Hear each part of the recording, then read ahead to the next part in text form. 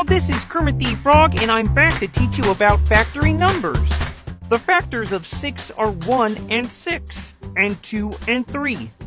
They are factors because when you multiply them together, you get 6. Every number will always have at least 2 factors.